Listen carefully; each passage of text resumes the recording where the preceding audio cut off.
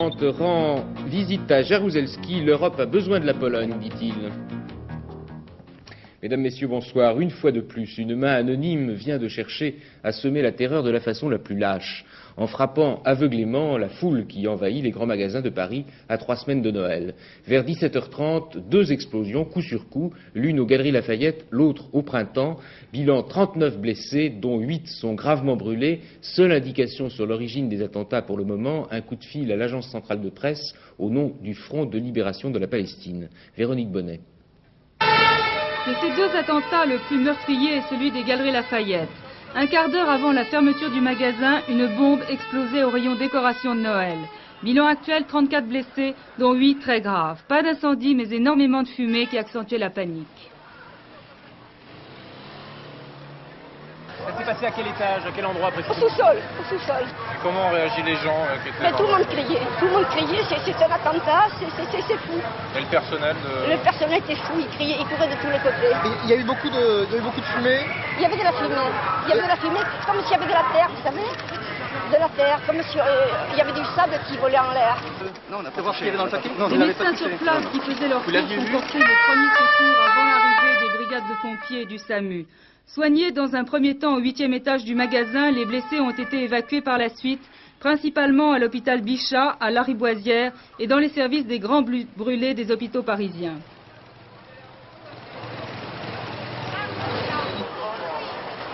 Presque simultanément, à 100 mètres de là, au Printemps, une deuxième bombe éclatait dans le magasin numéro 1, au rayon parfumerie au rez-de-chaussée. 5 blessés, dont 2 très graves. Un paquet déposé allait être examiné par le pompier de service au moment de l'explosion, et c'est lui qui a été le plus touché. Je tiens à souligner par là même l'extraordinaire courage du personnel et de la clientèle qui a été tout à fait solidaire et qui a évacué très tranquillement le magasin sans aucune panique. Ce quartier a été bouclé pendant plus de 2 heures et tous les autres grands magasins, et notamment Marks & Spencer, ont été évacués. Même dispositif ce soir au Parc des Princes où les spectateurs ont été fouillés de fond en comble après le coup de fil d'un homme qui revendiquait les attentats au nom du Front de libération de la Palestine et qui annonçait un 3e attentat au Parc des Princes. Pour la police, cette première revendication serait fantaisiste. Par contre, il y a un début de piste. On a vu 2 personnes sauter dans une Golf GTI blanche juste après l'explosion des Galeries Lafayette.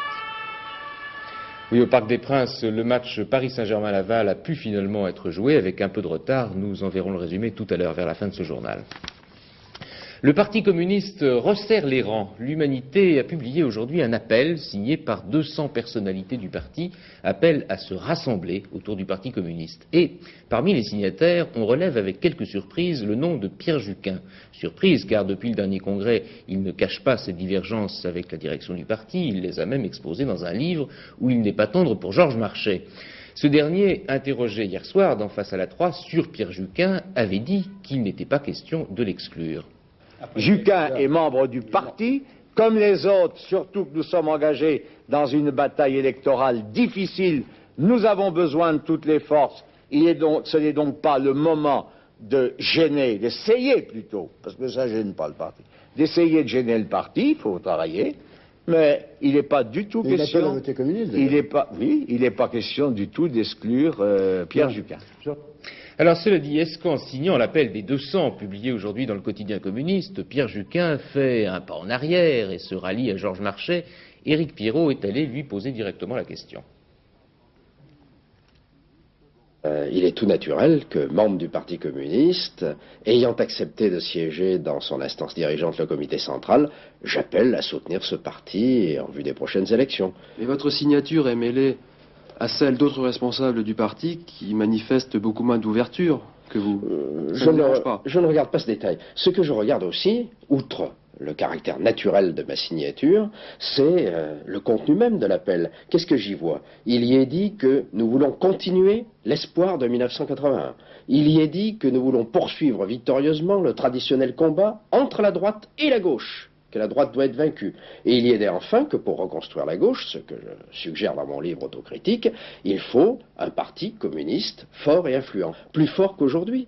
C'est tout le sens de cet appel. Je n'y vois rien d'autre.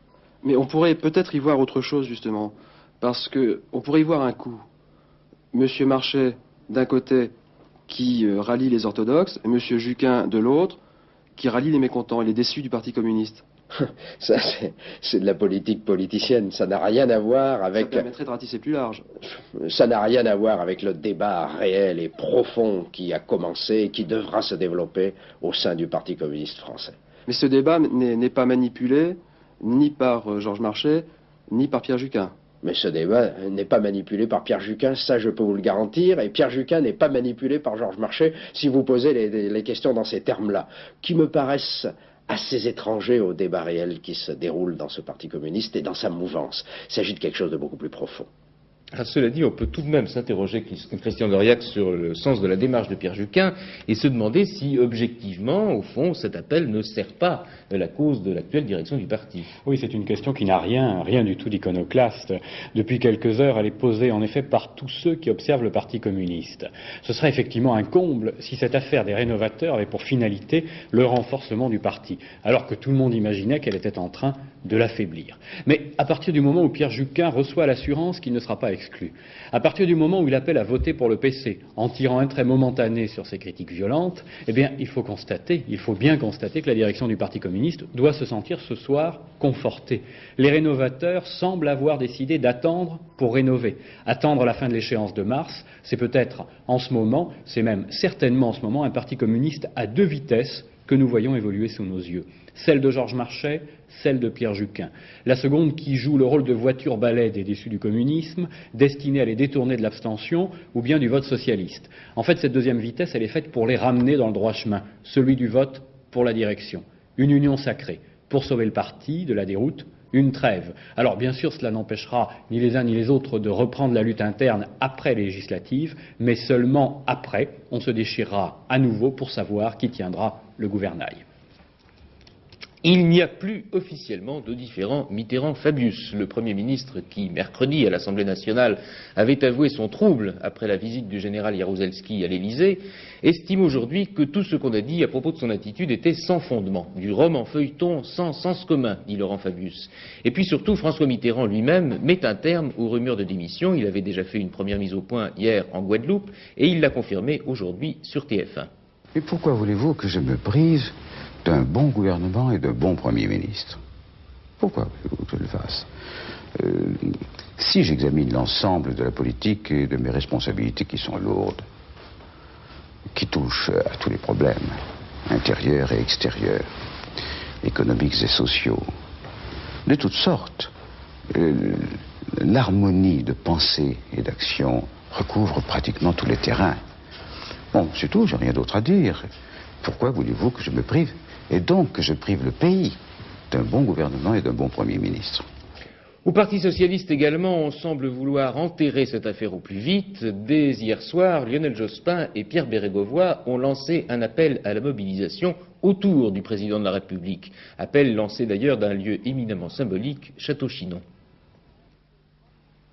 Ici, en ce moment politique particulier, vous comprendrez que quand je dis ma confiance, je la dis d'abord à François Mitterrand. Je ne doute pas un instant des valeurs qui inspirent François Mitterrand à la tête de l'État.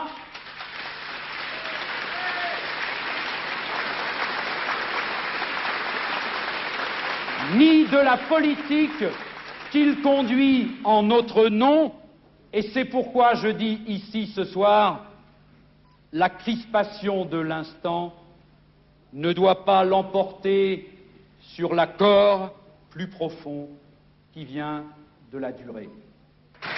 En affirmant sa confiance en François Mitterrand, Lionel Jospin veut rassurer des militants désorientés. La décision du chef de l'État de recevoir le général Jaruzelski a bousculé un symbole. Mais quelle meilleure garantie pour les militants que la parole du chef du PS et sa profession de foi en François Mitterrand. Un homme de principe, de conviction, de fidélité, déclare-t-il. Après la révolte de Laurent Fabius contre le père, Lionel Jospin apparaît donc comme un fils fidèle, entraînant derrière lui une bonne partie de la famille socialiste. En décidant de passer l'éponge, François Mitterrand a évité la crise au sommet. En venant à la rescousse du président de la République, Lionel Jospin évite peut-être la crise à la base. Nouveau succès pour le général Jaruzelski. Après sa rencontre avec François Mitterrand, il recevait aujourd'hui à Varsovie l'ancien chancelier d'Allemagne fédérale, Willy Brandt, qui est aussi le président du Parti social-démocrate ouest-allemand. L'Europe a besoin de la Pologne, a dit Willy Brandt, pour justifier ce voyage de 3 jours, au cours duquel il rencontrera également le cardinal Glemp. En revanche, il n'ira pas à Gdansk pour voir Lech Walesa. Gilles Dujonchet. La visite qu'effectue depuis hier en Pologne le chef des sociodémocrates ouest-allemands n'est pas une surprise. Père du traité germano-polonais du 7 décembre 1970 qui avait scellé la réconciliation entre les deux pays, l'ancien chancelier avait décidé de répondre à l'invitation du général Jaruzelski en vue de marquer le 15e anniversaire de ce traité. On savait également qu'au cours de sa visite, qui durera 3 jours, M. Willy Brandt ne prévoyait pas de se rendre à Gdansk pour rencontrer Lech Walesa comme celui-ci l'en avait prié. L'entourage de l'ex-chancelier fit valoir en effet que son emploi du temps trop chargé ne lui permettrait pas de quitter Varsovie. Mais ce qui a constitué une surprise, c'est le fait qu'aujourd'hui, dans un discours prononcé devant une centaine de personnalités officielles, le chef du SPD a carrément repris à son compte un propos du général Jaruzelski avec qui il s'était entretenu pendant plus d'1 heure ce matin. L'Europe a besoin de la Pologne, a d'abord dit M. Brandt. Mais il a ajouté, la paix a besoin d'une Pologne stable. L'ancien chancelier a par ailleurs souligné qu'il était de l'intérêt des Européens de mettre à profit la chance qui s'offre d'une nouvelle détente après le sommet de Genève et de ne pas seulement attendre les restes qui vont tomber de la table des grands. Les temps sont durs pour les producteurs de pétrole. À Genève, où les ministres de l'OPEP sont une nouvelle fois réunis, on envisage des lendemains bien sombres. Le saoudien Sheikh Yamani redoute que le prix du baril de pétrole descende jusqu'à 20 $ à la fin de l'hiver. Il en coûte 28 actuellement. Et Pierre Babet nous explique les conséquences qu'entraînerait une aussi forte baisse. Et si, pour une fois, ce n'était pas une utopie, si à force de le dire, de l'espérer ou de le redouter, le baril était vraiment facturé 20 $ aux économies occidentales?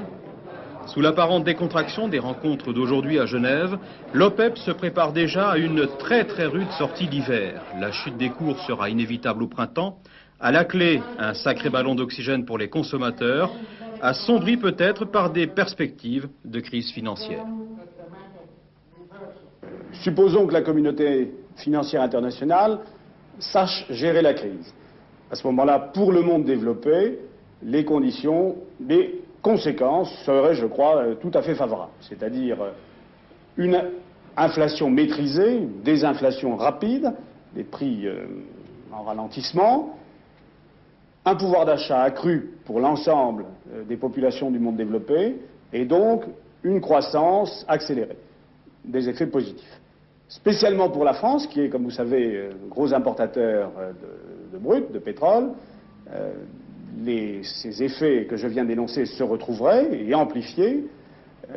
Moins d'inflation, plus de croissance, un déficit extérieur résorbé et même des finances publiques en voie d'amélioration. Voilà pour nous, mais que se passerait-il dans les pays producteurs, spécialement ceux à forte démographie? Certainement davantage de pauvreté pour les populations, davantage d'endettement pour les États, facture déjà estimée, 40 milliards de dollars supplémentaires. Ce pourrait être le butoir financier qui stabiliserait le cours du baril pour ne pas rendre la chute financièrement explosive. Deuxième butoir, l'intérêt de toutes les compagnies pétrolières mondiales lancées dans la course au pétrole cher parce que difficile à récupérer. En tout état de cause, l'atterrissage du prix du brut se ferait donc en douceur pour éviter un véritable contre-choc pétrolier. L'Église catholique va rédiger un catéchisme universel qui servira de base au catéchisme des églises nationales. Le pape l'a annoncé devant le synode des évêques qui s'achève à Rome. Les conclusions de ce synode ne seront pas rendues publiques avant lundi.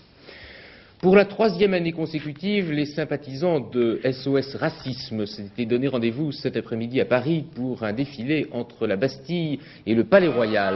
30 000 personnes environ, un petit peu moins que l'année dernière, et sous la pluie, des jeunes en majorité, arborant toute la série des badges « Touche pas à mon pote ».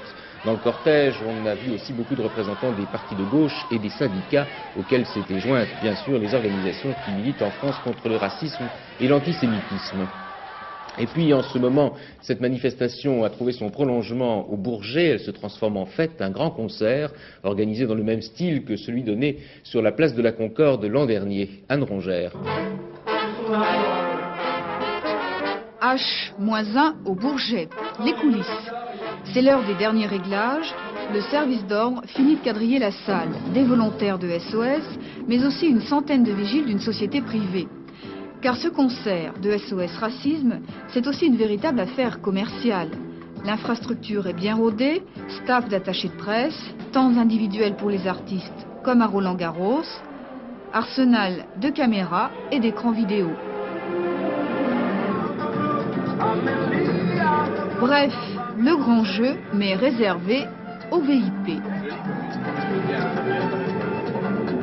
Changement de décor, dehors, on s'impatiente. Certains arrivent de la manifestation, d'autres sont venus plus pour la musique que contre le racisme. J'étais raciste, je serais pas venue ici. Donc, mais étant donné que je suis pas raciste, en plus j'aime beaucoup Chimwald et je suis venue surtout pour elle, disons quand même. Ouais, c'est pareil, je suis venue là pour la bonne cause et puis pour la musique. Voilà. Et qu'est-ce que vous pensez des gens qui viennent pour la musique sans même savoir le but du concert? Enfin, les gens qui viennent pour la musique, il faut les excuser aussi. Peut-être que c'est parce qu'ils ne comprennent pas, il y a des choses qu'ils ne comprennent pas. Et puis, bon, ben, avec la musique, avec le contact, ça va passer, quoi. Ironie du sort, la première chanson s'intitulait « Rock contre le racisme ». Comme à la Concorde, en juin dernier, SOS Racisme a gagné son pari, une nuit blanche de toutes les couleurs.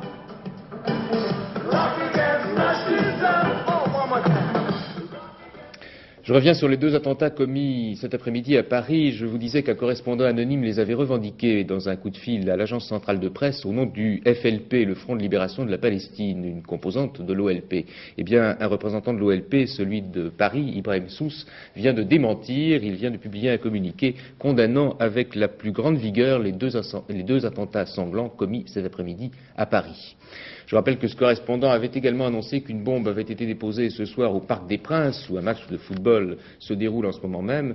Le match a donc commencé avec quelques retards, car il a fallu fouiller tout le stade. Le match, c'est Paris Saint-Germain-Laval, une rencontre très intéressante, dont nous allons voir maintenant le résumé par Daniel Leclerc. Pour l'instant, on en est à 4-1 pour le Paris Saint-Germain. Ce qui n'a pas empêché les Parisiens de se montrer très brillants en début de partie, à l'image de ce tir de Suzic qui vient s'écraser sur le poteau. Les Lavallois ont eu bien chaud cette action. Et suivez bien ce coup franc de Philippe Janol. Sur la droite, c'est donc un gaucher qui le tire. Philippe Janol est tout indiqué, superbement tiré. Et le ballon revient dans les pieds de Dominique Rocheteau qui ouvre le score après seulement 15 minutes de jeu. Mais vous le savez, Laval est une équipe qui a souvent fait souffrir le Paris Saint-Germain dans le passé. 3 années invaincues de suite. Et sur ce centre de la montagne, mauvais renvoi de la défense parisienne. Et vous allez le voir, de 30 mètres, Stefanini va ouvrir le score pour Laval, mais égalisé bien sûr dans cette partie. Et nous en sommes donc à 1 but partout. On pense qu'on va en rester là pour la première mi-temps. Eh bien pas du tout. À 1 minute de la fin de cette première période, pour les retardataires, eh bien ils vont voir exactement la copie conforme du premier but avec Philippe Janol, Osman qui repousse et Dominique Rocheteau qui est là pour marquer son 2e but de la soirée. C'est aussi le 2e du Paris Saint-Germain qui mène 2-1. Alors, malheureusement, vous le savez, ce match s'est déroulé dans un climat un petit peu particulier. Il y a eu 2 autres buts. Nous avions la possibilité de vous les présenter. Malheureusement, il y a un service d'ordre imposant qui interdit à quiconque de quitter le stade avant la fin de la rencontre. Et c'est pour cette raison qu'on ne peut pas vous montrer le 3e but de Dominique Rocheteau qui passe en tête des buteurs du championnat de France, et ainsi que le 4e qui a été marqué par Omar Séné, un ancien Lavallois. Toujours est-il que dans cette soirée, il y avait 7 rencontres et il y a eu des surprises, ce qui va bien sûr bousculer un petit peu les prévisions des joueurs du loto sportif. Et je vous propose de voir bien sûr tout ça sur nos panneaux habituels. Avec ce 4-1 que vous venez de vivre du Paris Saint-Germain, je vous rappelle quand même qu'il reste 2 à 3 minutes avant la fin des rencontres sur tous les stades. Pour l'instant, Nancy et Bordeaux sont à égalité, 1 but partout. Il faut noter, et là c'est un beau pied de nez aux joueurs du loto sportif, Le Havre qui est en train de gagner à Nice 3-0. Nice qui était allé gagner à Auxerre la semaine dernière. À Auxerre, allez comprendre, c'est bien difficile. Également une autre victoire à l'extérieur, celle d'Auxerre à Brest 3-0. Pour l'instant, Rennes mène devant Toulouse 2-1, alors que Bastia est en train lui aussi de faire un score à Toulon, 1 but partout. Alors au classement, si bien sûr les résultats ont resté en l'état, le premier c'est le Paris Saint-Germain avec un match en moins, puisque vous le savez cette semaine, la commission sportive a décidé de faire rejouer le match Lille-Paris Saint-Germain. Paris Saint-Germain en tête avec 38 points, 2e Nantes 33, 3e Bordeaux 31, 4e Lens 28 points. Voilà. Merci Daniel. Très vite car nous sommes en retard. La météo, encore de la pluie demain. Elle durera toute la journée sur la moitié est du pays, atteignant la Corse dans la soirée. Les températures baisseront légèrement, surtout sur le nord-ouest et près de la Méditerranée. Nous allons voir les températures, elles iront jusqu'à 8 degrés dans le nord et jusqu'à 16 tout de même en Corse. On est encore un peu au-dessus de la normale saisonnière, mais on va sans doute bientôt la rejoindre. Demain soir, nous avons rendez-vous à 21h55. Dans un instant, comme chaque samedi, un nouvel épisode de Dynastie. Et avant cela, je vous rappelle bien sûr les principales nouvelles de la journée. Bonsoir et à demain. 39 blessés, dont 8 gravement atteints dans les 2 attentats aveugles commis cet après-midi à Paris, aux Galeries Lafayette et au Printemps. Plus de différends, Mitterrand-Fabius, l'un et l'autre ont enterré les rumeurs de démission. Willy Brandt rend visite à Jaruzelski, l'ancien chancelier allemand joue le réalisme politique. Championnat de France de football, Paris Saint-Germain mène 4-1 devant Laval au Parc des Princes. 5-1.